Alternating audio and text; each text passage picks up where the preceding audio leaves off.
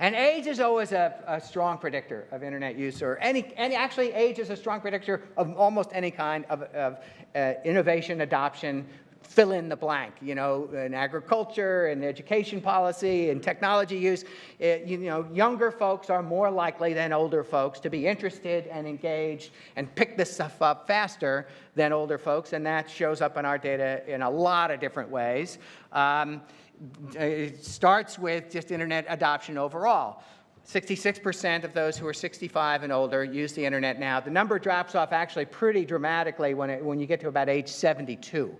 Then there's a much less likely capacity for people to be online. But it's still an amazing story that now 2/3 of American adults 65 and older consider themselves internet users. And in many cases, they were sort of encouraged or pulled or prodded online by their kids and their grandkids, right? And that's especially the story with social media.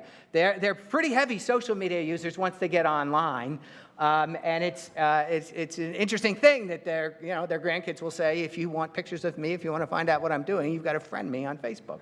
But it's freaking the younger folks out, of course, that their parents and grandparents are following them online. So there's an amazing amount of tension in families about what's disclosed on social media and not. And that first conversation about, will you friend me, asks mom of Junior, and Junior's freaks out and then moves to Snapchat is usually what's partly going on.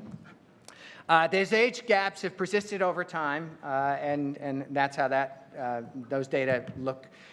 Broadband adoption is the same. If you're over 65, you're less likely by a lot than those who are younger adults to have home broadband. Mobile connectivity is even more a pronounced story. If you're over 65, you're half as likely to be a mobile connector as those who are between 18 and 29. And smartphone ownership also plays out in that same way. Although, again, sort of the fact that 1/3 of those who are 65 and older are now smartphone users is a pretty important thing to note, and it's something not to be sneezed at.